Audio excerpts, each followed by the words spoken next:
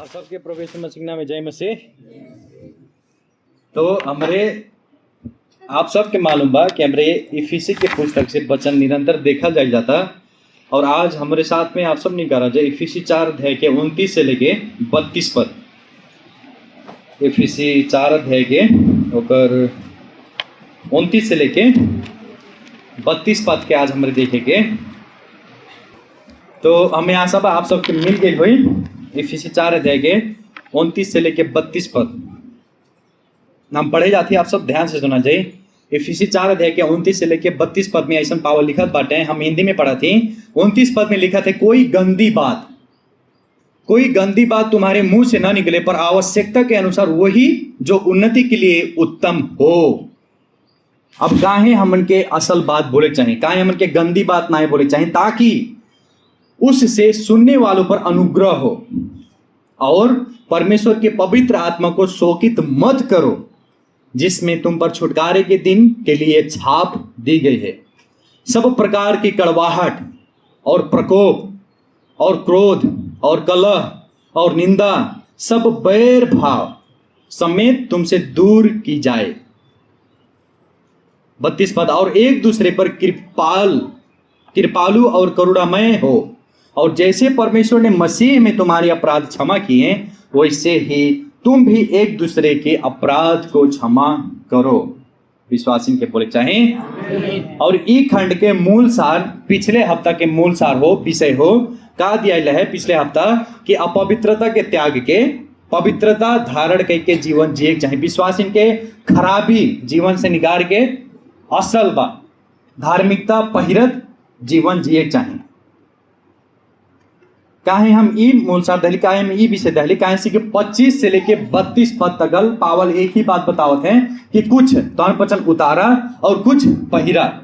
कुछ अपने जीवन से जौन खराबी बा, जौन भ्रष्टता बा, जौन पाप बा, ओके निकारा, और असल बात की का करा, पहिरा।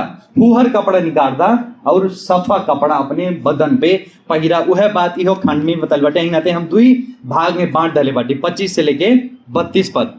अब ई कहां से आओ तो संदर्भ जब 17 पद से देखा जाए, 4 अध्याय के 17 पद से वहां से आओ। और 25 पद में एक शब्द लिखल बा, एकरे कारण, इस कारण, इसलिए हिंदी में। ऊपर से संदर्भ आओ तो 17 पद से, जहां हमारे देखा लग गया 17 से 19 पद में कि हमारे अविश्वासी के जैसन जीवन ना जिए चाहिए। जे विश्वासी हो गई बा, अन्य जाति जैसन जीवन नहीं जिए, काहे उ सबके मन भ्रष्ट बा, परमेश्वर से दूर बाटे। उ सब परमेश्वर के जीवन से अलग बाटे। उ सबके जीवन पाप से भरल रही न, अविश्वासी जैसन, अन्य जाति जैसन जीवन हमरे ना जिए चाहिए। फिर हमरे देखल रहा गए 20 से लेके 24 पद का देखल रहा गया कि हमरे मसीह में, प्रभु यीशु मसीह में जो जीवन परिवर्तन है, परिवर्तन के अनुसार जीवन जिए चाहिए। अब कैसे जिए चाहिए, उनमें भी 4 बात रहे कि हमन के मसीह के मनन करे चाहिए, मसीह के अध्ययन करे चाहिए, पुरान स्वभाव आदम के स्वभाव हमन के उतारे चाहिए, भीतरी मनुष्यत्व में हमन के नया हो चाहिए। और चौथा बात हमने देखा लग गया, परमेश्वर के स्वरूप के धारण कर जीवन जिए चाहिए। और 25 से लेके 32 पद में एक विषय पावल बताते हैं कि अपवित्रता के उतारा, गलत खराबी अपने जीवन से निकाला और धार्मिकता पहिरा अपने जीवन में। तो 25 से लेकर 28 पद में हमारे 3 जीवन शैली देखा लग गया, कैसे हमरे पवित्र जीवन जी सकल जाला। पहला बात का है कि विश्वासी के हमेशा झूठ त्याग के का बोले चाहे, सत्य बोले चाहे। और फिर दूसरा में हमारे देखा लग गया कि पाप पूर्ण, यानी कि गलत रीस छोड़ के उचित रीस करे वाला विश्वासी के बने चाहिए। और फिर तीसरा हमन के देखा लग गया, जे आलसी करे वाला बा, जे काम चोर हो, वो का करे, मेहनत के काम करे, परिश्रम के काम करे, सर से लेके पांव तक थकाना वैसन काम करे, वो बात के हमारे देखा लग गया। और आज हमारे देखे जाए जाता 29 से लेके 32 पद में 2 जीवन शैली के विषय में पावल यहां बता रहा बाटे। ये दूसरा भाग हो 25 से लेके 32 पद के हमन के एक भाग, जौन की 25 से लेके 28 पद पहले ही देख भाई लाल के। आज होकर दूसरा भाग देखे जाता 29 से लेके 32 पद। जैसे कि आप सबके बता भैली कि एकर भी विषय वस्तु एक ही, पिछले हफ्ते के एक ही हो कि अपवित्रता के त्यागत विश्वासी लोग के जीवन कैसे जिए चाहिए, कैसे जीवन जिए चाहिए, अपवित्रता के त्यागत पवित्रता के धारण करत जीवन जिए चाहिए, अथवा खराबी के छोड़त असल जीवन जिए चाहिए विश्वासिन के। तो आज हमारे दुई जीवन शैली देखेंगे। पावल यहाँ दुई ठो जीवन शैली की बात बताओ थे। 29 से लेके 30 पद में जब देखा जाए, यहाँ कहा था खराब बोली त्याग के असल बोली बोले वाला बना विश्वासी लोग। और 31 से लेके 32 पद में जब देखा जाए, खराब हृदय के स्वभाव छोड़ के असल हृदय के व्यक्ति बना, भला हृदय वाला व्यक्ति बना। तो आज हमारे पहले जीवन शैली के बारे में देखेंगे कि खराब बोली त्याग के कैसन बोली बोलेगा, असल बोली बोलेगा। 29 से लेके 30 पद में कैसे हमन के पवित्र जीवन जी सके, कैसी हमन के मालूम हुई कि हमारे सचमुच में परमेश्वर के स्वरूप धारण कैले बाटी, सचमुच में हमारे परमेश्वर के स्वरूप के पहले बाटी। पहले जीवन शैली पावल बतावत हैं कैसे कि हमारे खराब बोली नहीं बोलेगे, लेकिन कैसन बोली बोलेगे, असल बोली बोलेगे, बढ़िया बात करेंगे। 29 पद में देखा जाए, हिंदी में लिखल बा कोई गंदी बात, नेपाली में लिखल बा कुवाके। गंदी के मतलब, कुवाके के मतलब सरल, गन्हाए वाला। और जवन शब्द से माने के चोट पुगला, वैसन शब्द विश्वासिन के बिल्कुल भी ना बोले चाहिए। और अवश्य अगर यहाँ कुछ अब गन्हाई केहू भी बैठे लायक यहाँ नहीं रही, केहू नहीं बैठ पाए। पावल भी कहते हैं तो हम पत्नी के मुंह से जौन सरल बात निकलला, जौन गंदा बात निकलला, ओके छोड़ दा, ओके त्याग दा, वो नहीं बोला। और ये सुझाव नहीं हो, का हो आज्ञा हो। आज्ञा के मतलब कर ही बा, चाहे जैसी अजुए करीबा, अब्बे करीबा, जुरंत करीबा। पावल कहते हैं एक जीवन शैली बनाला अपन। खराब बोली बिल्कुल नहीं बोलेगा, लेकिन क्या बोलेगा, असल बोली बोलेगा।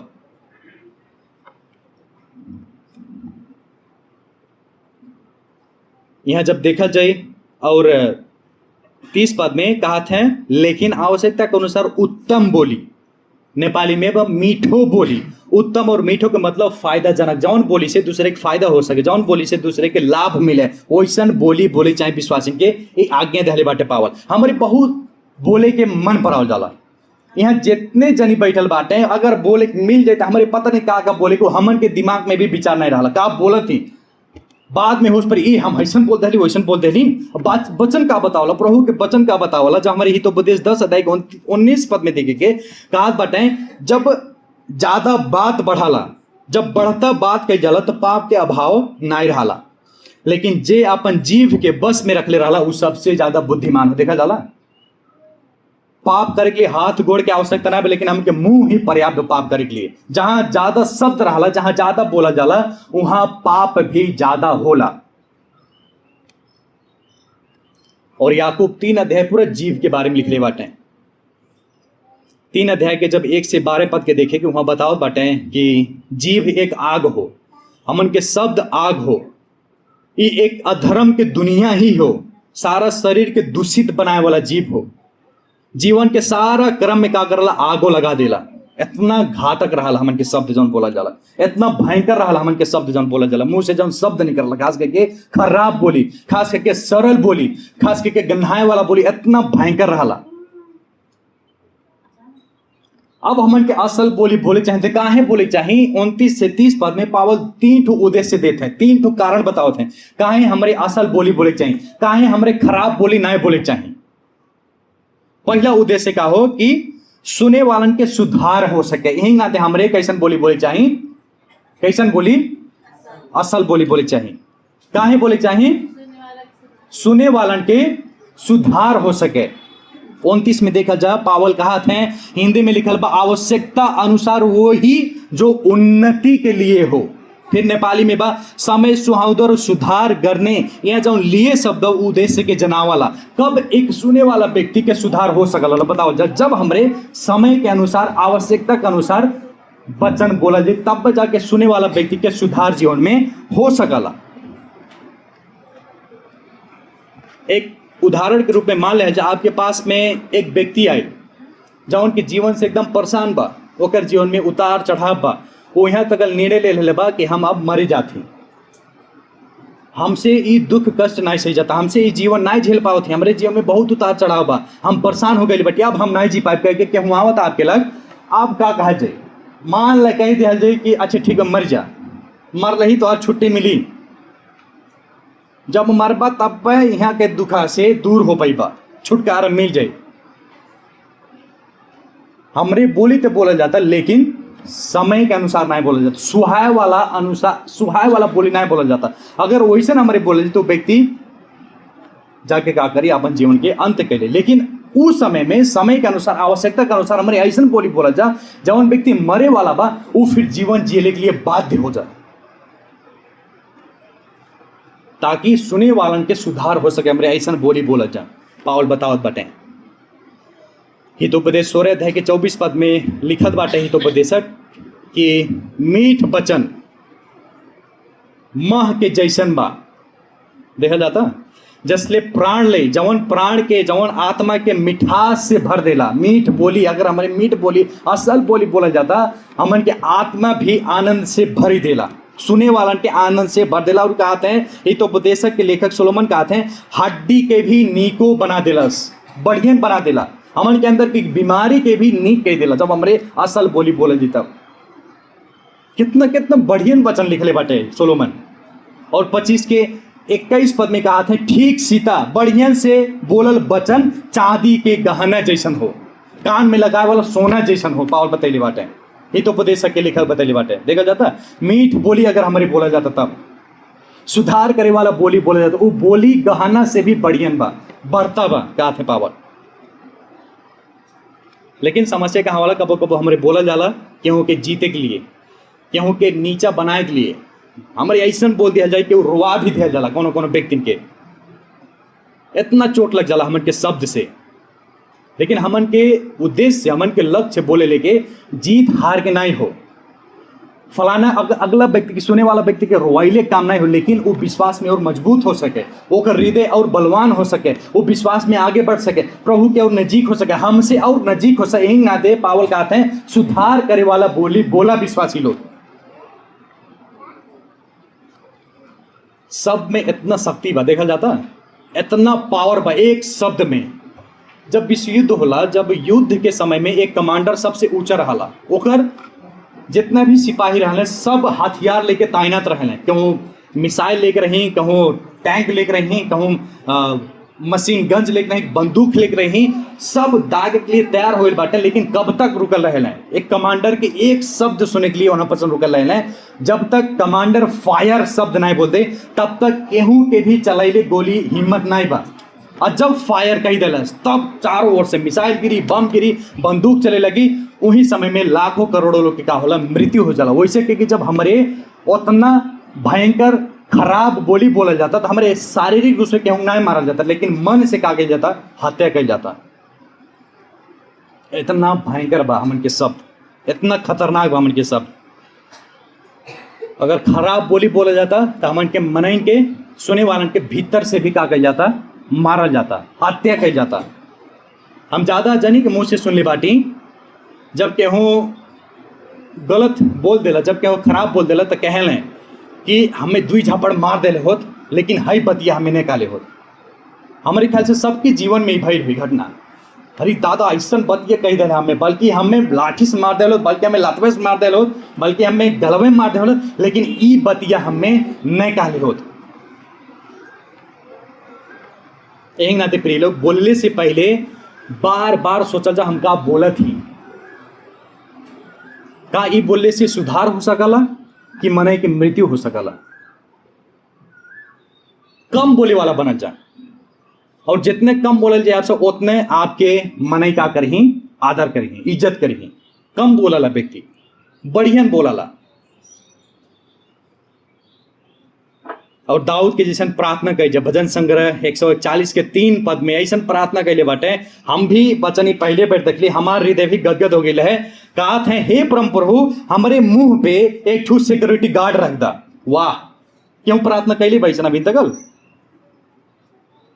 दाऊद कहते हे परम प्रभु हमारे मुंह पे एक ठू सिक्योरिटी गार्ड रख दा, और हमार ओठवा के दुआरिये पे रखवाली रख दा, पाले रख दा, रखवाली करे वाला रख दा कि हम का शब्द निकाल का बोलत ही कह के। हमारे भी दाऊद के जैसन प्रार्थना कैले का आवश्यक। जे ज्यादा बोलला ओकरे लिए, जे गलत बोलला ओकरे लिए। ई रहल पहला उद्देश्य असल बोली बोलने के। अब दूसरा उद्देश्य हमन के देखेंगे कि सुने वाले आशीषित हो सके। हमरे काहे असल बोली बोले चाहिए? पहला उद्देश्य देखल गया कि सुने वालन का हो सके, सुधार हो सके। और दूसरा उद्देश्य ये देखा जाता कि सुने वाले आशीषित हो सके। मैया हो मैया, काकी हो काकी, काका हो काका, सुने वाले का हो सके, आशीष प्राप्त कर सके। देखा जा 29 के ख में देखा जा, ताकि उससे सुन्ने वालों पर अनुग्रह हो। नेपाली में जस बट सुन्नेहरूले अनुग्रह मिलोस, इहू में ताकि शब्द बा, और ताकि शब्द बार बार उद्देश्य के जनावला। अनुग्रह मतलब जौन हमारे पाए के योग्य के नाय रह गए। अब ई पावल ई नाय कहत बटे जी योग्य के बा ओके भर बढ़ियन बात बोला, बढ़ियन बढ़ियन सुनावल नहीं। ये तो केहू योग्य के बा, केहू खराब बा, केहू बड़ा बा, केहू नीचा बा, केहू सबसे महत्वपूर्ण व्यक्ति बा, सबके लिए तोहार बोली का हो आशीष बने। पावल कहत बटे जे भी तोहार बात सुना था, विश्वासन के बात सुना था, सुने वाले का हो आशीष प्राप्त कर सके। कबो आप सबके केहू कहले बा कि नहीं, आज फलाने के बात हम सुन के बहुत खुश भइली हैं, बहुत आशीषित भइली हैं। क्यों कहले बा आप सबकी वह बात पावल भी कहते, जब हमारे बोला जा तो सुने वाले का हो आशीषित हो सके, आनंदित हो सके उनके पतिया से।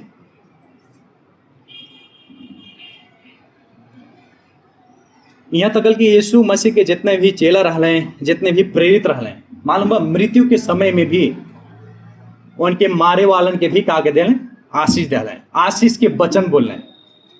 जब मरे वाला रहने तब बाइबल में से हमारे जब देखा जाए उदाहरण के लिए पावल तिमोथी के जब अंतिम पत्र लिख रहे हैं, दूसरा तिमोथी 4:22 पद में, वहां अंतिम पद में लिखा थे प्रभु तोहरे आत्मा के साथ रहें और तोहरे पास में प्रभु के अनुग्रह रहे। देखा जाए जब अनुग्रह शब्द यहाँ पावल लिखले बाटे, वह शब्द पावल भी लिखा था। उतना समय में उनके पत्र के बाद में उनके घाटी, उनके गटई सर धड़ से का हो गया बा, अलग हो गया बा, रोमी सरकार कही देले बा। मरले के समय में भी पावल कहा थे प्रभु के अनुग्रह तोहरे पास में रहे, यानी कि प्रभु के आशीष तोहरे पास, आशीष के वचन बोलत हैं। हमन के मरले से पहले आप मार ला हमें तब देख ला तोहार का कहले हई बेटवा बेटिया जो रहल का कहले तोहार पूरा खानदान में नहीं उचार दली तक कहिया का। पावल मरले के समय कहा थे ठीक बा तुम पचन आशीष पावा, अनुग्रह रहे प्रभु के तुम पचन के साथ में। और यूहन्ना जब मरे के समय आवला अंतिम पुस्तक में प्रकाश 22 अध्याय जौन के अंतिम पुस्तक 21 पद जौन के अंतिम पद हो ओमे लिखा थे प्रभु यीशु के अनुग्रह सब संत के साथ में रहे। निकल गए मरले के समय में आशीष के बोली बोलत है, अनुग्रह के बोली बोलत है, जवन बोली से सुने वाले के आशीष प्राप्त हो सके, जवन बोली से सुने वाले आनंदित हो सके, जवन बोली से सुने वाले खुशी हो सके, वो बात बोलल जरूरी बा। और प्रभु यीशु मसीह का कहने सिखैले, जब प्रभु यीशु मसीह संसार में ले कहले जे तोहर पसंद के दुश्मन हो ओके भी का कर अपने बोली से आशीष दा। वास्तव में प्रभु यीशु मसीह कहले बटे जे तोहे सरापा था ओके का करा आशीर्वाद दा और ओकरे लिए प्रार्थना करा। लूका 6 अध्याय के 28 पद में, जो तुम्हें श्राप दे उनको भी आशीष दो, जो तुम्हारा अपमान करे उनके लिए प्रार्थना करो। अरे दादा हो दादा का कहा थे प्रभु यीशु मसीह का सिखा दले बाटे, कहा थे जे तोहार दुश्मन हो, जे तोहे श्रापत, जे तोहे गलत करा तो ओके भी का करा आशीष दा, ओकरे लिए भी प्रार्थना करा। क्यों बा कैले और हिंदा प्रार्थना जे के श्राप ले बा ठीक बा। और याकूब भी बतैले बाटे 3 अध्याय में कि एक मुंह से धन्यवाद, एक मुंह से आशीष और शराब दोनों नाई नहीं कर पाई। विश्वासन के लिए खास में कहा थे याकूब बतैले बाटे, कहा थे एक नलका से मीठा पानी और तीता पानी नाई नहीं कर सकला, आम के पेड़ में सुंतला नाई फल सकला भैया, स्याऊ के पेड़ में आम नाई फर सकला। याकूब वो बतैले बटे तो पतन के बोली से श्राप और आशीष दोनों नाई नहीं कर सकला अगर क्यों विश्वासी हो तब। अपने आप से प्रश्न पूछा जा अंतिम समय कब रहल कि आपके बोली सुन के क्यों खुशी भइल बा, आपके बोली सुन के क्यों आनंदित भइल बा, आपके बोली सुन के कहले बा आज हम बहुत आशीषित भइल बा, कब रहल, कब क्यों भइल बा। और तब आशीषित हो सके जब हमारे धर्मशास्त्र के अनुसार बोला जाए, तब अनुग्रह मिल सके सुने वालन के जब हमारे बाइबल के अनुसार बोला जाए। लेकिन हम बार बार देख ले बटी संगति खत्म होते केहू के मुंह से वचन के बात नहीं निकला, केहू के भी मुंह से वचन के बात नहीं निकला। संगति खत्म भइले के बाद में, जय मसीह कैले के बाद में परवा हाईलाइट करैले रहला का? कहाँ करैले रहला? चुगली, एक दूसरे के बारे में बात, अरे फलाने ऐसे करत हैं वैसे करत हैं, चुगली जुरंत शुरू हो जाए। इतने बार हमारे ना रुके कि कपड़वा आज बहुत नीक लागत, कहाँ से किनले रहला? भगवानपुर की ठठरियावा से, बहुत सुहात तो कपड़वा। इतने में तो रुक जाती, ठीक बा। कितने लोग आवल हमार छगड़िया फूकत ये 3 दिन से। ई बात सुन के आशीषित के होई? क्यों भी नहीं हो सकला। ना तो यदि चाहा जाता है कि हमार बोली सुन के क्यों आशीषित हो, तो धर्मशास्त्र के अनुसार बोला जा, बाइबल के अनुसार बोला जा। बताओ जा, आज हमें वचन से हैसे भाई हम हैसे जीवन जियत रही, लेकिन आज से हम हैसे जीवन जियत, ई तरीका से हमारा आशीष, तब वो व्यक्ति सुन के, सुने वाला के भी आशीष प्राप्त हुई। ये सही भैया आज ऐसा आशीष दे भैया हमारे जीवन में का होता, हम का के लिए, हम का सुन ली, ई तरीका से बातचीत कर जा, तो अवश्य सुने वाले का हुई आशीषित हुई। ये रहा दूसरा उद्देश्य। अब तीसरा उद्देश्य हमारे देखे, पहला उद्देश्य क्या हो? असल बोली काहे बोले चाहिए हमन के, खराब बोली त्याग के, कि सुने वाले सुधार हो सके। दूसरा उद्देश्य देखल गया कि सुने वाले आशीष प्राप्त कर सके। अब तीसरा उद्देश्य हमन के देखल जाए जाता कि पवित्र आत्मा दुखित न हो हमन के बोली से। 30 पद में देखा जाए, और परमेश्वर के आत्मा भरना है, लेकिन पवित्र आत्मा को शोकित मत करो।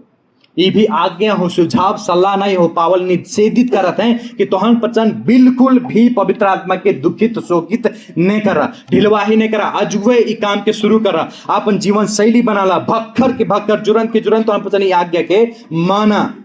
पवित्र आत्मा के एक समय तोहन पचन दुखित करत रहा अपने बोली वचन के द्वारा, अपने जीवन के द्वारा, पाप कैली के द्वारा, लेकिन अब से बिल्कुल नहीं करा वैसन।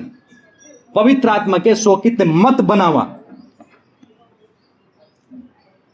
जब जब विश्वासी पाप कर ले, तब तब परमेश्वर की आत्मा दुखित हो ले।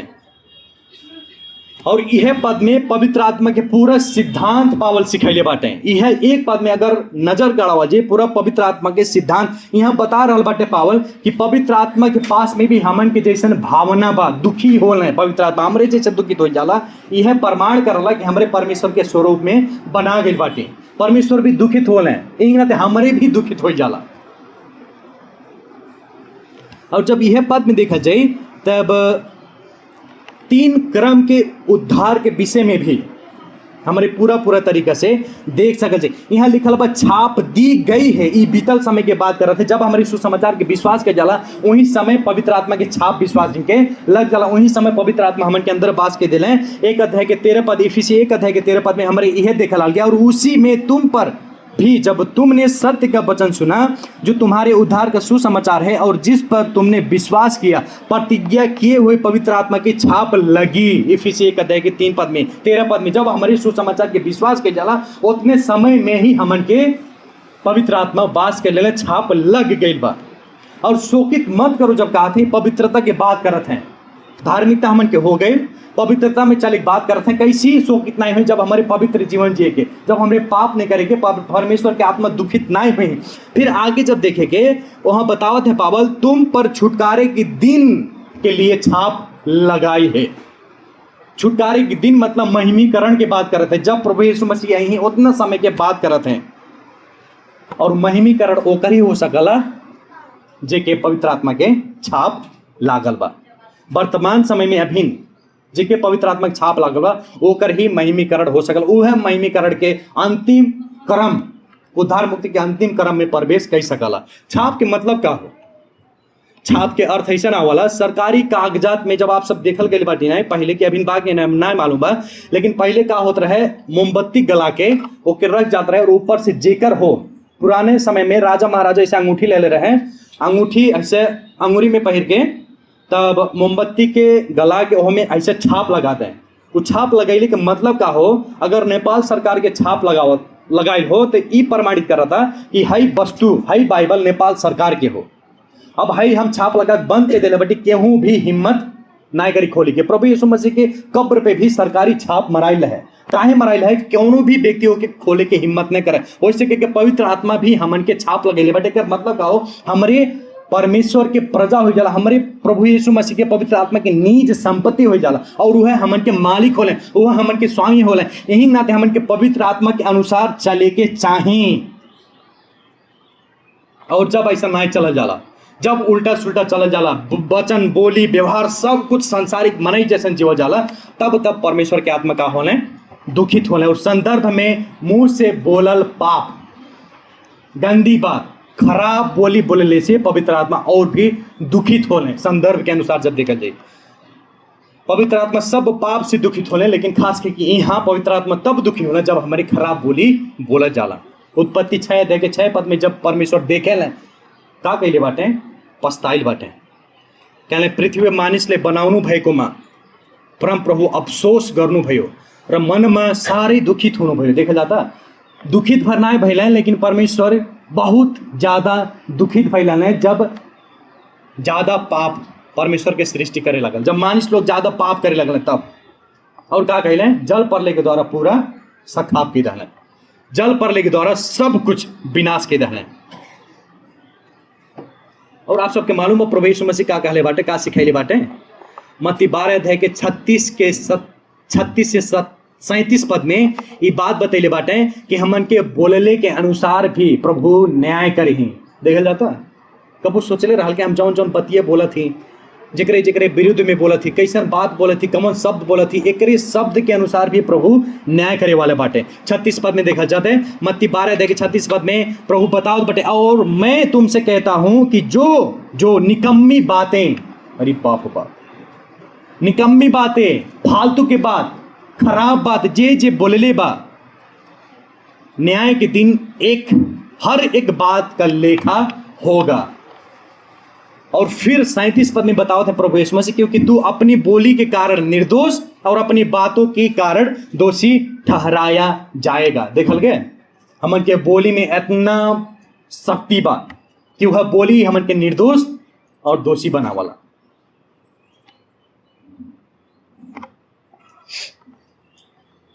यही नाते प्रिय लोग, आप सबसे प्रश्न बा, का अभिन भी अपने खराब बोली के द्वारा पवित्र आत्मा के दुखित बनावा जाता? अगर दुखित बनावा जाता तभी भी परमेश्वर के वो न्याय से डरा जा, कठोर न्याय से डरा जा, जहां बतावत है कि हमन के बोली के अनुसार भी परमेश्वर हिसाब नहीं, एक एक शब्द के हिसाब नहीं।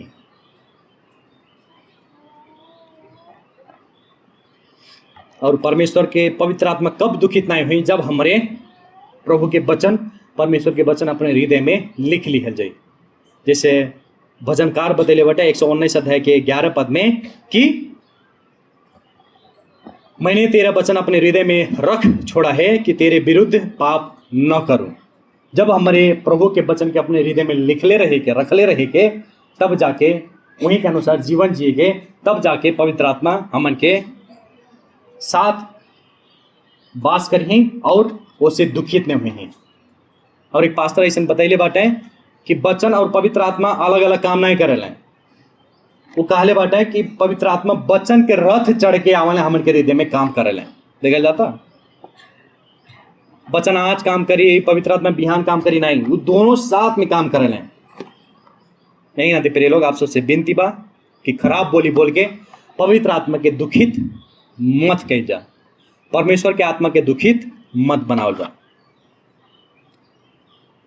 इरहाल 3 उद्देश्य हमन के पहले जीवन शैली देखल गए, अपवित्रता छोड़ के पवित्रता धारण करके। पहले जीवन शैली का हो कि खराब बोली त्याग के छोड़ के कैसन बोली बोले बा, असल बोली बोले बा, काहे बोले बा, कौन उद्देश्य से, कौन कारण से बोले बा कि सुने वाले के का हो सुधार हो सके। फिर दूसरा में हमन के देखल गए कि सुने वाले आशीष प्राप्त कर सके। फिर तीसरा में देखल गए ताकि पवित्र आत्मा दुखित न हो। और दूसरा जीवन शैली में देखल जा अब कैसी विश्वासी के जीवन जिए चाहिए। हमरे सचमुच में परमेश्वर के स्वरूप में सृष्टि भइल बाटी, कह के कैसी मालूम होई। यहाँ पावल बता रहा बटे 31 से 32 पद में कि हृदय के भ्रष्ट मनोवृत्ति के स्वभाव के त्याग के शुद्ध हृदय के मनोवृत्ति का कर धारण करा।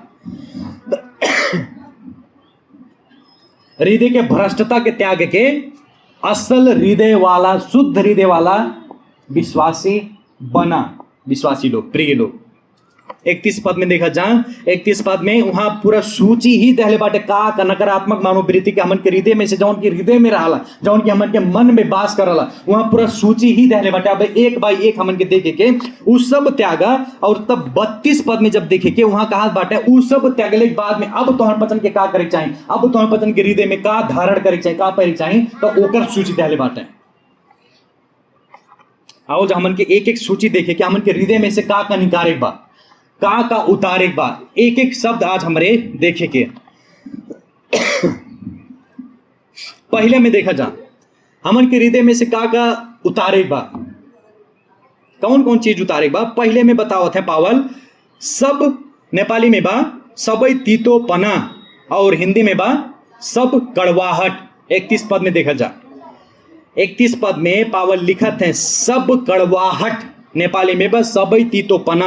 ये तीतोपना कड़वाहट जो सब ग्रीक शब्द से आयल बा, और ग्रीक शब्द से ही एसिड शब्द आयल बा, और एसिड के मतलब कुछ जहरीला चीज जो उनके भीतरे भीतरे खा लेला। पावल कहते हैं वो एसिड के अपने हृदय में से निकाल दा। उदाहरण के रूप में तेजाब के लिहल जा, तेजाब इतना खतरा रहला, वो केमिकल इतना भयंकर रहला कि फिल्म में शायद आप सब देखले हो, केहू के ऊपर मारल पूरा का हो जाला, चेहरा जरी जाला। एक बार अम्मा पापा तेजाब लेकर आवत रहे, उनके साड़ी बिगड़, पूरा साड़ी ही का भइल है, जर गई है, भीतरे भीतरे खा लेला। अगर हमन के हृदय में कड़वाहट बा, अगर हमन के हृदय में तीतोपना बा, हमन के भीतरे भीतरे का करला, खा लेला एसिड के जैसन। और पावल का बटे तेजाब के वो एसिड के अपने हृदय में से निकाल दा। और तीतोपन कब आवाला, कब कड़वाहट आवाला हमन के हृदय में, जब के हमन के चोट पुगावाला, जब के हमन के दिल दुखावाला, तो हमन के सीधा बातें नहीं के पावल जाए, तो हमारी ओकरे विषय में असल सोची नहीं पावल जाए, हर समय ओकरे विषय में गलत, ओकरे विषय में बुराई बस सोचते रह जाए। पावल कहता है यह तीतापन के, यह कड़वाहट के अपने हृदय में से क्या करा, निकाल दा। और हिब्रू के लेखक बतैले बटे 12-15 पद में कि तीतोपन जब बढ़ के अपन जरा गड़ा लेला, तब फूट भी लावाला, और ढेर जन के बहुत लोग के का करला, अशुद्ध भी बना देला। तीतोपन कड़वाहट इतना भयंकर बा, जब आपके हृदय में केहू प्रति कड़वाहट बुकले बाटी, तो उसे आप कभी भी नहीं मिल पाओ जाए, आपके भी अशुद्ध करी, साथ में और जौन व्यक्ति भी बाटे ओके भी अशुद्ध करी। तीतोपन कड़वाहट इतना भयंकर बा। एक नाते का कह जा कि तीतोपन कड़वाहट आपके खैले से पहले वो कड़वाहट के त्याग के लिए प्रभु से प्रार्थना कह जा, हमारे हृदय के कड़वाहट नहीं कर पाता, परमेश्वर में सहायता कह जा। ये रहल पहला हृदय के भ्रष्ट मनोवृत्ति त्याग पावल कहते हैं। दूसरा हमन के देखे के क्रोध और रीस, हिंदी में बा प्रकोप और क्रोध। देखले में तो सुनने में एक ही जैसा लागल क्रोध और रीस, लेकिन जब अध्ययन कर जाई एक बहुत अलग मतलब बा, अर्थ बा। क्रोध, क्रोध के मतलब का हो, क्रोध के मतलब जब अध्ययन कर जाई ऐसा बता जाला कि बाहर के विस्फोटक, क्रोध के मतलब जौन प्रकोप हिंदी में कहल बा, ये क्रोध हमेशा बाहरी व्यवहार में दिखाई देला। जब हम इनके क्रोधित हो जाला तब बाहरी व्यवहार में दिखाई देला। कैसे, हमने क्रोध में आके केहू के ऊपर का के जाला, हाथ उठा दिया जाला, ये हो क्रोध। कबो कबो रिसिया के अपन मोबाइल, कपड़ा वगैरह बाद में जौन भी हाथ में रही ईटा पाथर सब हुर्राए लगल, फेंके लगल जाला, ये हो क्रोध। और कहूँ कहूँ हम सुनले रही केहू रिसिया जाला तो अपन छगड़िए के पीटला, भैंसिए के पीटे लगला झूठों में, तो ये व्यवहार में जौन दिखाई देला ये हो क्रोध। और यहूदी भी अपन क्रोध दिखैले रहने जब यीशु मसीह सभा घर में शिक्षा देते रहने। लूका 4:28 पद में इतना क्रोधित हो गए भीड़ कि प्रभु यीशु मसीह के पहाड़े पर से फेंके जाते हैं। देखा जब बाहरी दिखाव, बाहरी व्यवहार जौन हो ये क्रोध हो, प्रभु यीशु मसीह के पहाड़ पर से ही दिखा फेंके वाला रहने। और परमेश्वर के क्रोध भी दिखाई दे उ सब के ऊपर, कौन के करे ऊपर, जे परमेश्वर के चिन्ह ही नहीं बा, जे प्रभु यीशु मसीह सुसमाचार विश्वासी ने कैले बा, आग बरसाई ही परमेश्वर अपन क्रोध ई प्रकार के देखे। जब पहले थिस्सलुनीके 1:7 पद के देखा जाए, परमेश्वर भी क्रोध करे वाला परमेश्वर होले। ई रहल क्रोध। और रीस मतलब का हो, रीस के मतलब ठीक है भीतरी भावना हो, बाहरे ना दिखाई दे, भीतर हमन के रिसियाल बाटी, भीतर हमन के दुख लागल बा, क्यों हमार मजाक उड़ैले बा, क्यों हमार विषय में गलत बोले बा, तो हम उनसे रिसियाल बाटी फलाना से, लेकिन चेहरा पे नहीं दिखाई दे। भीतर कहीं ठीक भावना रिसियाइल है, लेकिन भीतर भीतर दुख बा, ई हो रीस।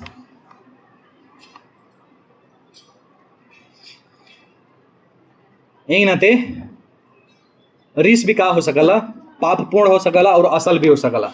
हमरे इफिसी 4 अध्याय के जब 26 से 27 पद के देखल रहा तो वहां हमन के विस्तृत रूप में देखले बाटी रीस के बारे में हमन के का करे चाहिए, कैसन रीस करे चाहिए, कैसन ना रीस करे चाहिए, समय अनुसार उचित रीस करे चाहिए। जब केहूँ झूठो चाहे जौन बाती पे भी ना रीस चाहिए, लेकिन जब कहूँ हमरे देखा जाता गरीब के केहूँ सतावता, गरीब के ऊपर अत्याचार करता, जहाँ अत्याचार बढ़ता उतना समय में रिसाइल बहुत जरूरी बा। और विस्तृत रूप में हमरे देखा लाल के कैसी रीस करे चाहिए ओकरे विषय में देखा लाल गए। और बाइबल भी बतावला, याकूब 1 अध्याय के 19 पद भी बतावला कि रिसाइली में हमरे का बना जा, धीमा बना जा। रिसाइली में हमन के धीमा बना जा। और सबसे समझदार व्यक्ति की रहा कि भाई संसार में सबसे समझदार व्यक्ति हितोपदेश 14 के 29 पद में बताओ बटे हितोपदेशक कि जवन व्यक्ति आपन रीस के नियंत्रण कर सकला, जवन व्यक्ति आपन रीस में ढिलवाही करला, वो व्यक्ति सबसे समझ शक्तिदार बा।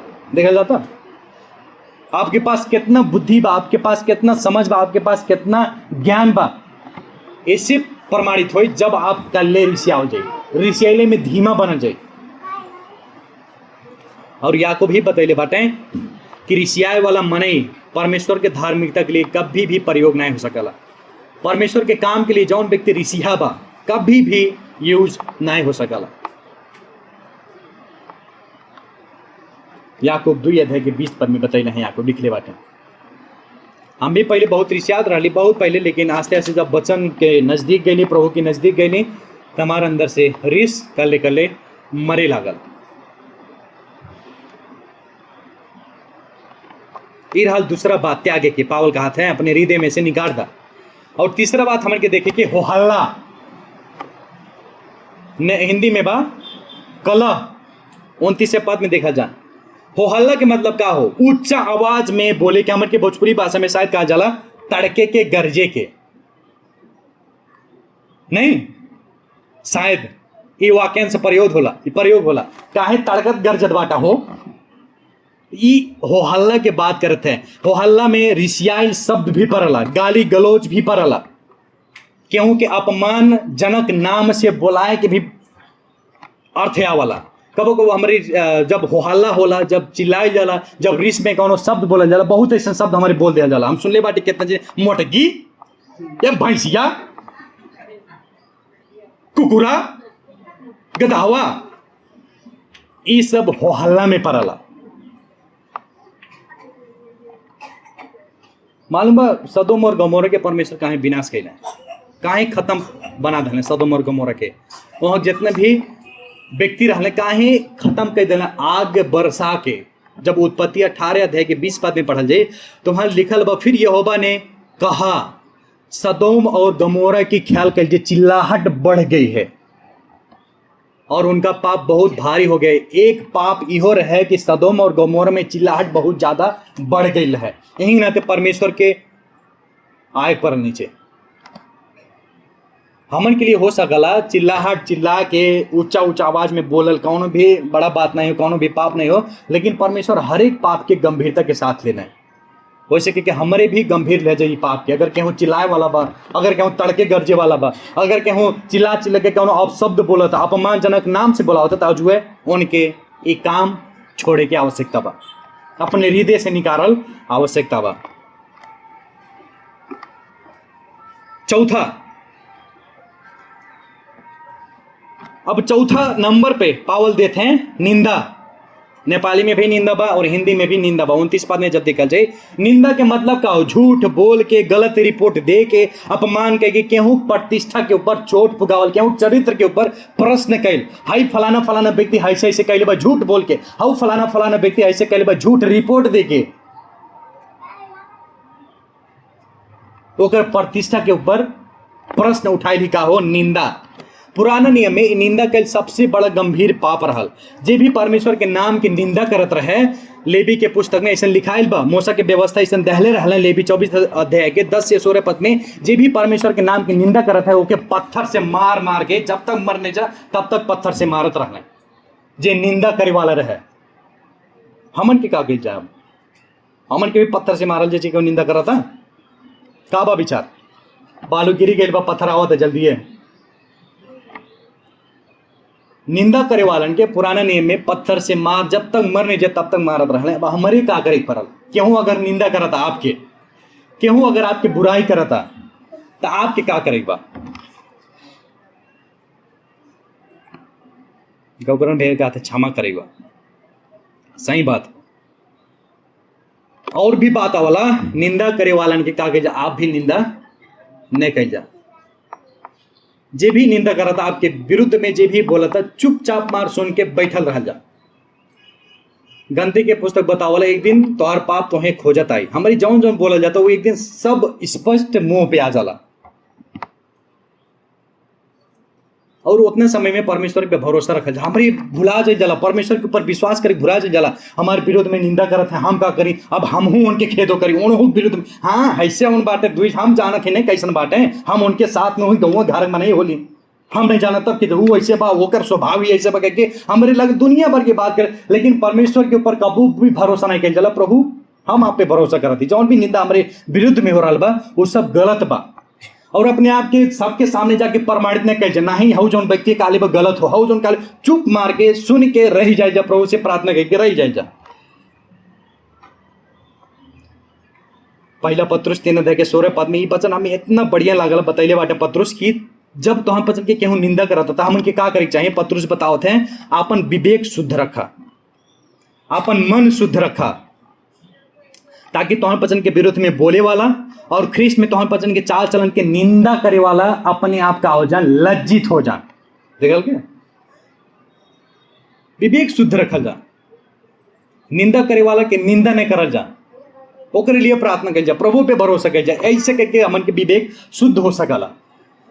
और जे भी आपके विरुद्ध में निंदा करा था वो एक दिन अपने आप शर्मा जाए। हमारी पत्नी हमें सिखावलिन, जब भी केहू हमसे बात करला, जब भी केहू हमें फोन में बात करला, केहू विरुद्ध में बतावला,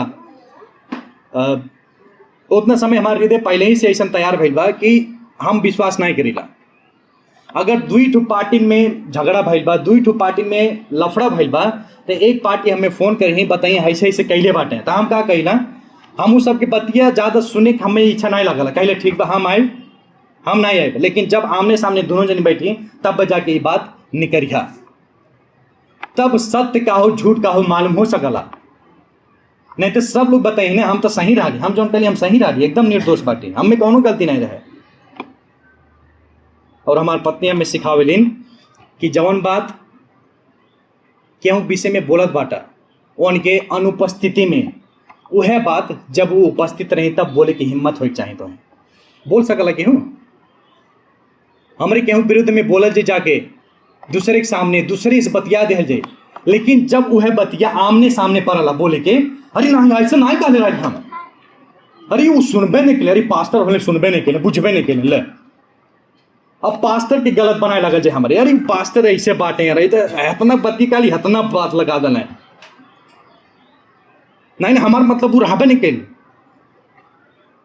आ वह मने ई तरीके से बोली ना, एक मने से बोली कहीं दूसरे ने बतैया, फिर तीसरा लग जाई हम तुम्हें भर बताओ थी, तू हमारे एकदम नजीक के मित्र होला, दूसरे ने दुई मिल के बता भाई, फिर तीसरा मन एक पास में जाए दूसरे ने बताए तू ही भर बतैले बाटी, फिर चौथा मन एक पास में जाए फिर गए दूसरे ने बताइए तू ही भर बतले हो, देखा बताओ तो पूरा आग लग गई बा।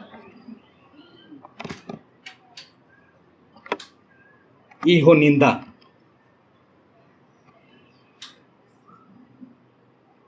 चुप रहा जा, शांत रहा जा, जे क्यों निंदा करा था एक दिन अपने आप लज्जित हो जाए।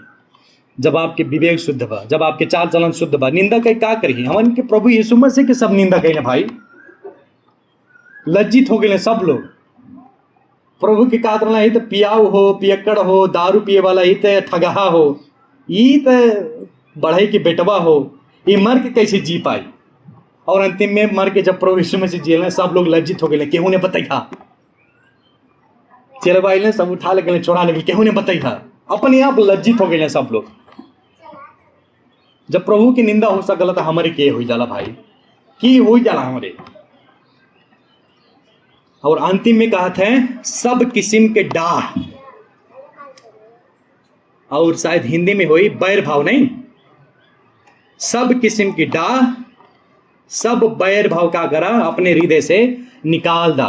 बैर भाव के मतलब का हो, डाह के मतलब का हो, अपने भीतर दुष्ट केहू के प्रति अपने हृदय में दुष्ट और खराब इच्छा रखल ही बैर भाव हो। दूसरे के चोट पुगाए के चाहना और उहमें आनंदित होए के बैर भाव हो। डाह हो, खराबी के षड्यंत्र रचल डाह हो। वो कैसी आगे बढ़ जाता, हम कहने बढ़ पावत ही तो षड्यंत्र रच जाए हमारे। जैसे ठीक के याकूब के बेटवे यूसुफ के प्रति षड्यंत्र रचे रहे, उस सब चीज में यूसुफ आगे रहे, देखने में सुंदर, और उनके बाप उनसे प्रेम करत रहे, सब कुछ बढ़िया बढ़िया कपड़ा बा, सब कुछ उनके पास में बा।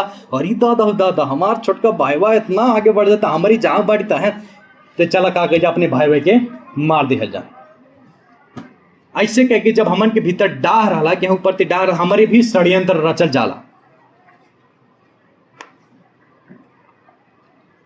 जब हम केहू प्रति डाही रहब, तब उनके जब सफलता देखा तो हमें बहुत दुख लागे, वो फलाने आगे कैसी बढ़ जाते बटे, बहुत हमें अंकुश लागे उनके सफलता से। लेकिन जब फलाने दुख में रही, हाँ या बजाक हमें खुशी मिलल है, बहुत बढ़िया होते हैं इनके साथ में, बहुत बढ़िया, हम तो यह मनावत रही। और विश्वासी लोग डाही कैसन कर रहा था, सबसे ज्यादा डाह कहाँ रहा? पटीदारन में। पटीदारन में सबसे ज्यादा अगर डाह कहूँ बा संसार में तो पटीदारन में। अरे दादा वो तो हमार टाटिक घर पर होकर बिल्डिंग हो गई बा, ओकर बेटवे पढ़ लिख लेना, हमार बेटवे जहाँ तहें बाटे। तो विश्वासी लोग डाह कैसे कर रहा था? मने मने मनावल ई व्यक्ति के कैसो न कैसो नुकसानी हो, मने मने में रही ये बात। और अब विश्वासी कैसे डाह मनावल है, डाह कर रहा था बा नोन मर चले जाही, साधु संत से क्या करही, टोना मोना करावल। अब विश्वासी लोग इस तरीका से डाह करें, और विश्वासी लोग भी वही तरीका के टोना मोना करत हैं कि फलाने हमारे घर के आगे, हमारे घर के बगल में जो हमारे पर्दार बटे, हमार केहू नहीं बोले वो मरे, वो गले, वो चाहे जो हो, तब जाके हमें खुशी मिली। प्रभु कहते हैं, पावल कहते हैं अपने वचन से, ये डाह वाला हृदय का अगर अपने भीतर से निकाल दा। उतना समय में हमन के प्रार्थना के अलावा से एक दबा प्रभु हमारे डाही हृदय के का जा हमारे भीतर से निकाल दे जा। अवश्य प्रभु सहायता करही आप सबके। ये इतना सूची रहल नकारात्मक सूची जौन के हमन के हृदय से निकारे गए। जब 30 पद में आवल जे पावल वहां कुछ सकारात्मक सूची बता रहल बाटे। अब हमन के का अपने हृदय में रखे चाहिए, अब हमन के अपने हृदय में का पहिरे चाहिए। खराबी तो उतार देहल गए, अब हमन के का पहिरल आवश्यकता बा। पहले बात बतावत है कि एक दूसरे के प्रति का बना, दयालु बना, एक दूसरे के प्रति कृपालु बना। 32 पद में देखा जा पावल लिखा था, और एक दूसरे पर और एक दूसरे से कृपालु और करुणामय हो।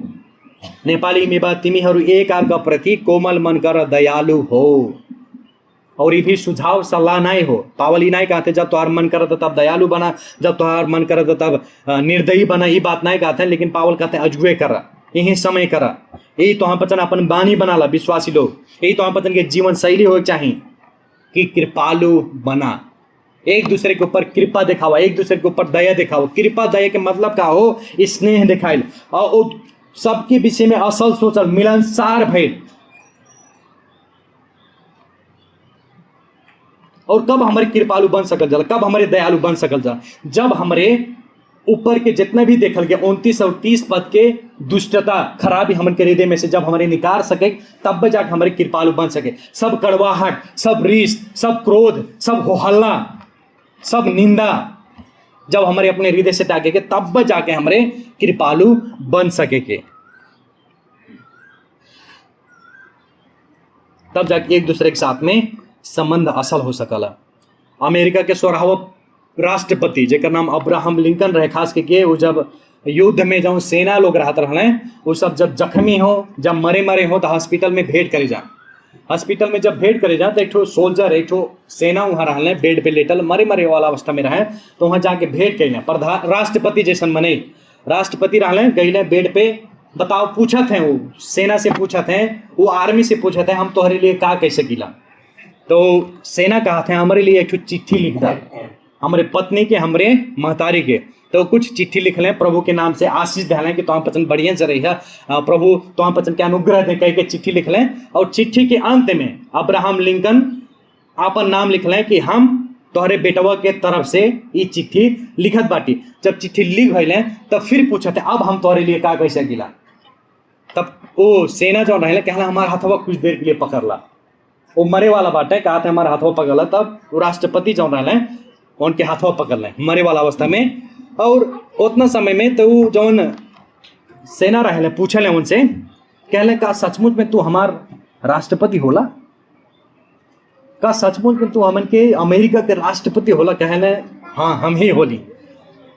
तो हाथ उनके जब तक वो मर नहीं गए तब तक उनसे बात करते रहले। और वो कहले हम राष्ट्रपति से भेंट करी पहले हमारे लिए सबसे बड़ा खुशी के बात बा। वो राष्ट्रपति जैसे मने महल में रहे वाला मने सेना के पास में आ गए, बातचीत कैले। यह हो एक दूसरे के ऊपर कृपा दिखाई, यह हो एक दूसरे के साथ में असल बनल। प्रभु यीशु मसीह के रहल स्वर्ग के रहे वाला जी में तनिक भर भी पाप नहीं बा, में तनिक भर भी गलती नहीं बा, वो सब कुछ छोड़ के आ गए संसार में। बाइबल बतावला बिगवन के रहे के लिए भी घर बा, लेकिन हमारे सर झुकाए के लिए जगह नहीं बा। हमन के पापी जैसन मन के मित्र बन गए, यार बन गए, दोस्त बन गए, भाई बन गए। ई तरीका के कृपा दिखैले, ई तरीका के प्रभु करुणा दिखैले। हमारी के हो जाला नहीं दिखा पाओ तम नहीं बुझिला। हमन के घमंड कितना बड़ा बा, हमारे एक दूसरे के ऊपर कृपा नहीं दिखा पाओ जाता।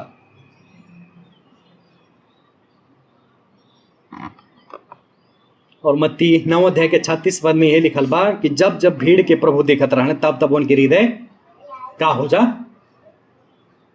कृपा से, दया से भरी जात रहे।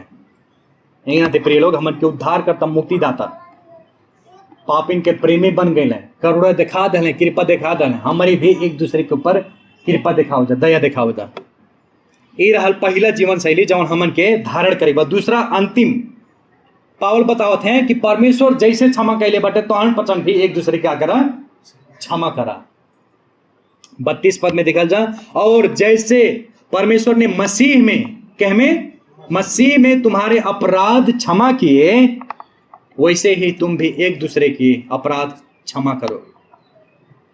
परमेश्वर हमन के सारा अपराध के क्षमा कर दिले केवल प्रभु यीशु मसीह में। अगर यीशु मसीह नहीं आल होते हैं, प्रभु यीशु मसीह में हमारे नहीं रह जाती तो हमन के कौनो भी अपराध पाप क्षमा नहीं होते। अपने बलिदान के काम के द्वारा, क्रूस के द्वारा, अपने मृत्यु के द्वारा प्रभु यीशु मसीह में परमेश्वर हमन के सारा पाप के एक ही बार में क्षमा कर दिले। हमन के बीतल समय, हमन के वर्तमान समय, हमन के आए वाला समय के सारा अपराध एक ही बार में धो दिले, एक ही बार में क्षमा कर दिले। और जैसे परमेश्वर क्षमा करे वैसे विश्वासी के भी एक दूसरे के क्षमा करे चाहे पावल ई बात बता रहा। परमेश्वर हमन के एक ही बार में सारा पाप अपराध क्षमा कर दिले।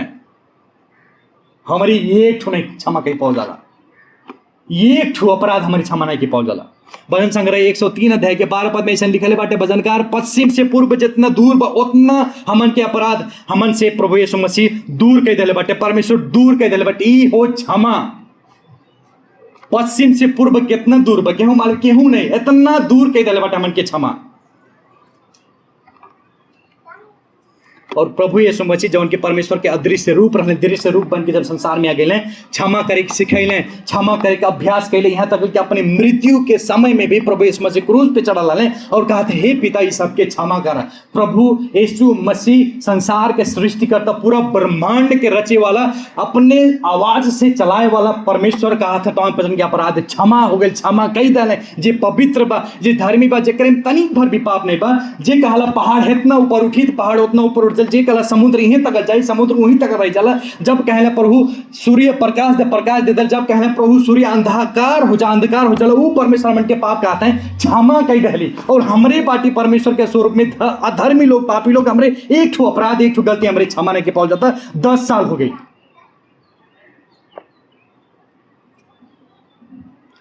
10 वर्ष बीत जाता, 15 वर्ष बीत जाता, लेकिन एक ही अपराध के विरुद्ध में हमारे मर जाता, लेकिन फिर भी क्षमा नहीं की पाओ जाता। विश्वासी के पहचान ही क्षमा हो। प्रिय लोग, क्षमा पाए वाला क्षमा कराला। जब परमेश्वर इतना पवित्र बाटे, जब परमेश्वर इतना महान बाटे, जब परमेश्वर सारा आदर के योग्य के बाटे, हमरे के हो जाला, हम तो कहले क्षमा नहीं के पाओ जाला। मत्ती 18 अध्याय के जब देखल जाए, 18 अध्याय के 21 से 35 पद में पत्रुस आके प्रभु यीशु मसीह से पूछे न, हे गुरु, हमरे अपने भाई के कितना बेर क्षमा कइल जा? प्रभु कहले बाटे 7 बेर नहीं, लेकिन 7 के 77 गुना।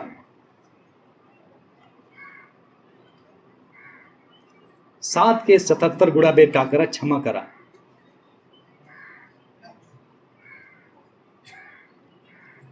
प्रभु ने बताइले कि तुम्हें गुणा कई के इतना बेर जितना एकर उत्तर आओ तो उतने बेर क्षमा करे बा, लेकिन बता रहल बाटे जितना बेर क्षमा कई पावो उतना बेर करा, हमेशा करा, हरदम करा क्षमा।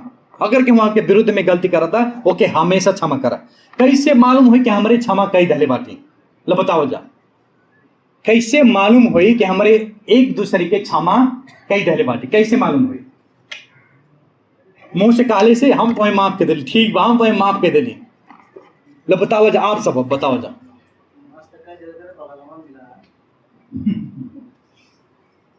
कैसे मालूम हुई कि हम क्षमा कई दले बाटी? का बा प्रमाण आपके पास में? सुधा, का बा प्रमाण?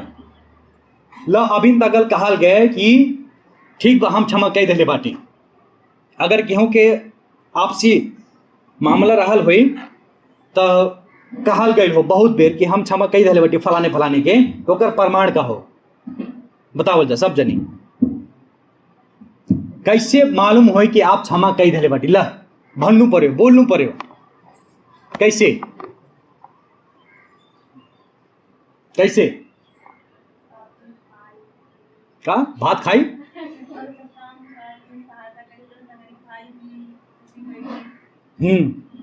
ठीक बा। और कुछ?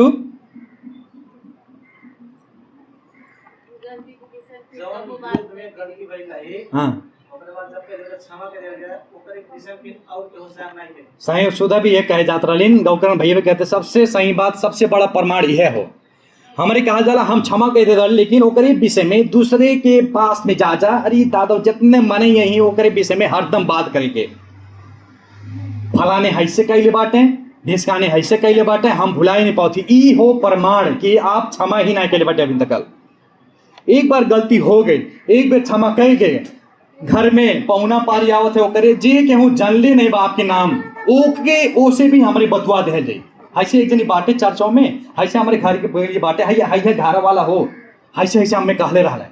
2 वर्ष हो गए लेकिन बात अभी चला था, 3 वर्ष हो गए अभी बात चला था। एक मानी अभी तक हमन के क्षमा ही नहीं केले बाटी। हमारे कहा चला हम क्षमा कई दे बाटी, लेकिन मन में ओकरे प्रति घृणा भरल रहा, देख नहीं सुधाई जला हमन के। हमारे साथ ऐसे कैले बाटे हम कैसे भुला सकीला? हमारे कहा चला हम क्षमा कई दले बाटी, लेकिन फिर भी श्राप देहल मन मन में रहबे करी। हमारे कहा चला क्षमा कई दले बाटी, लेकिन वो बात निरंतर सोचते रह जाए। हमारे साथ में ऐसे कह देना बहुत गलत कहना, बहुत गलत कहना, हम ऐसे निकर नहीं पावत ही, हम इसे बाहर नहीं आ पाते। हमारे साथ में ऐसा कहना, हमें ऐसा कहना, हम क्षमा मुंह से कई दल के ठीक पर क्षमा कई दले, लेकिन फिर भी वही बतिया मन के सोच दिन रात सब बीत जाता। हमरे कहा जाला हम तो क्षमा कई दली, लेकिन ओकरे लिए कभी भी प्रार्थना नहीं कई जाला।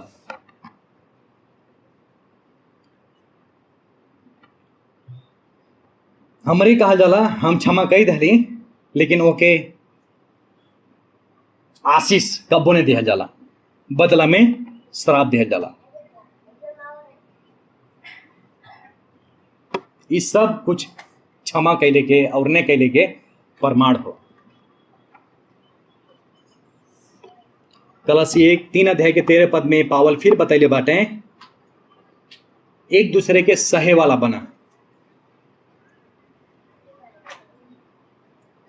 कौनो मनई के विरुद्ध में, कौनो विश्वासी के विरुद्ध में के कौनो दोष के कारण बा, तब का करा? एक दूसरे के क्षमा कैल करा। कैसी? जैसे प्रभु तोहन पचन के क्षमा कैले बाटे।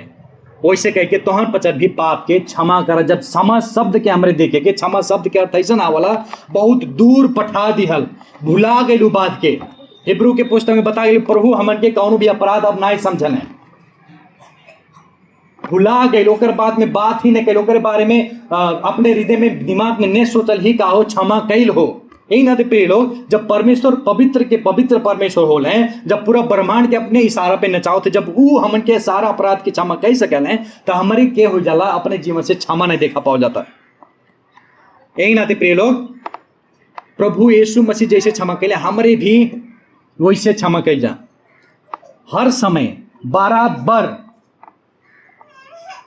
एक बेर ना दुई बेर ना, लेकिन निरंतर क्षमा कैल जा और जुरंत के जुरंत क्षमा कैल जा। 10 वर्ष तक नया गोरल जा और सीमा बिना क्षमा कैल जा। आपके कोनो सीमा नहीं हो चाहिए कि हम 2 बेर क्षमा कह सकीला, हम 3 बेर क्षमा कह सके, लेकिन सीमा से बाहर होके भी का कैल जा, एक दूसरे के क्षमा कैल जा। जैसे प्रभु जैसे परमेश्वर हमन के अपराध के पाप के क्षमा कैल। अब आप सबके परमेश्वर जब ऐसा हृदय रखल जाए, जब सारा अशुद्धता के हृदय में से त्याग के ये सब जीवन शैली के धारण के लिए, तो परमेश्वर अवश्य आप सबके सहायता करें। और विश्वास इनके बोले चाहे आओ जब प्रार्थना करके। प्रभु धन्यवाद हो परमेश्वर पिता, आपके जैसन महान दयालु कृपालु और केहू नहीं भाई संसार में। आप एक ही मात्र परमेश्वर हो जाला जौन के अपन दया अपन कृपा हमन के भर भर के देखावल गया, और वह दया के कारण और वह कृपा के कारण हमारे क्षमा पहले बाटी। प्रभु धन्यवाद हो परमेश्वर पिता। लेकिन हमारे पापी स्वभाव में बाटी और कभी कभी हमन के एक दूसरे की क्षमा नहीं की पाओ जाला, काहे कि आदम के स्वभाव अभी भी हमन के पास नहीं बा। यही नाते परमेश्वर पिता हम प्रार्थना करते विनती करते यहाँ जितने लोग भी उपस्थित बाटे सबके जीवन में सबके हृदय में आप काम कर जा, ताकि वो पत्थर के हृदय के मांस के हृदय बना सके, नम्र हृदय बना सके, कोमल मन के बना सके, दयालु और कृपालु होय के सिखा सके, ताकि हमारे एक दूसरे के क्षमा कह सकल जैसे आप हमन के क्षमा कह। और क्षमा करे के लिए पहले हमन के सारा तिक्तता, सारा कड़वाहट, सारा क्रोध, सारा रिस,